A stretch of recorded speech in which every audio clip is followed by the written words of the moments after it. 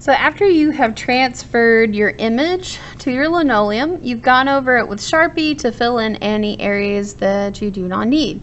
So looking at this, remember that anything that's shaded in by line work, that stays. Everything else will be carved away.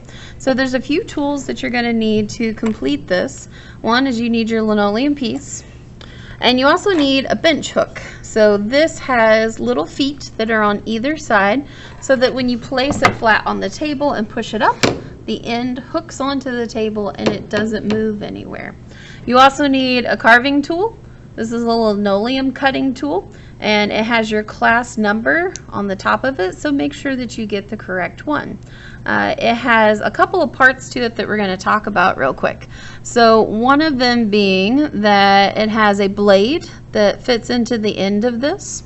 When you look at the blade, it's going to have kind of a shape to it that's good for carving linoleum. So it has a V-like shape. So anything that you cut, the sharp part is at the end, and the little linoleum piece builds up in here. So every once in a while you have to kind of put it to the side and empty it out.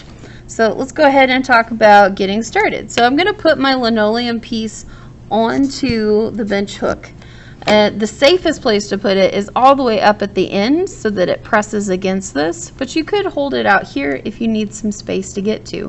When you are carving, you are always carving away from yourself. You cannot come around a corner and carve, because if this gets stuck into here as you're carving and you push really hard, students get hurt when this slides through and goes into their finger. So you have to always make sure that you are carving away from yourself and turning the linoleum piece to get to the places that you need. You hold the carving tool in your hand where the rounded part of it sits in your palm, and think of it kind of like a scoop, like if you were scooping up cereal. I'm going to glide this across, and I'm only removing a layer. I'm not cutting this all away, and we'll see why. Because some of your images may have some designs and some things that are out here, so think about your space. I'm going to start in the center, and I'm going to get close and kind of look at the shape that I've got going. I have some curved edges and I have some lines, so that means my tool needs to follow along those. So I'm going to do a small outline first. I'm going to hold this in place with my hand, again always carving away from myself. I usually put my index finger out here to kind of support this as well in the direction that I'm going. I'm going to push the knife into the linoleum, and again I'm just removing a layer of it at a time. I'm not going in and taking out everything that I need. And I'm going to push that along and take out a small piece. So as I push up, I kind of come back up a little closer to the surface. I've got that little piece. I'm going to put it to the side and get rid of it. I'm going to continue cutting. So then I'm going to go next to it, and again removing just that layer. And so I've cut out two pieces, one right next to each other. There's a little piece that's left in the center. So I'm going to go in between those two cuts and cut out that little piece that's sticking up. Anything that's raised up will collect ink when I go to print. So my goal is to remove the other areas around it that are gray so the ink doesn't stick to it.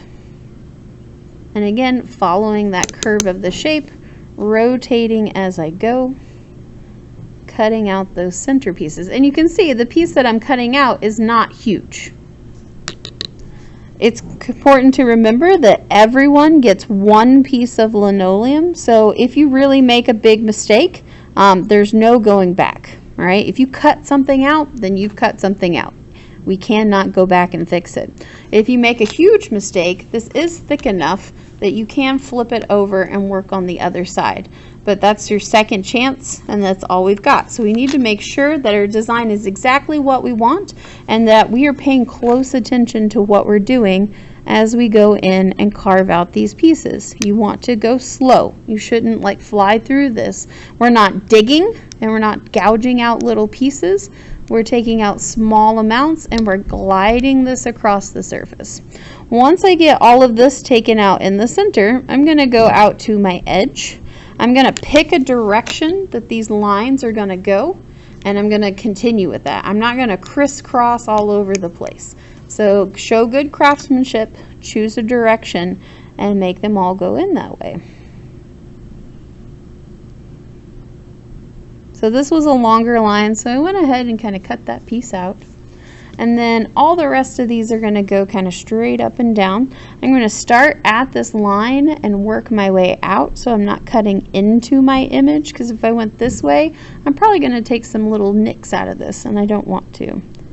So again, cutting out the pieces that are next to each other, and then once I do that, I'm going to go in the middle, that little piece that's left over, and remove that. Alright, and so it should just really slowly be able to take those pieces out. I'm going to continue going until I remove a layer of all of the gray space.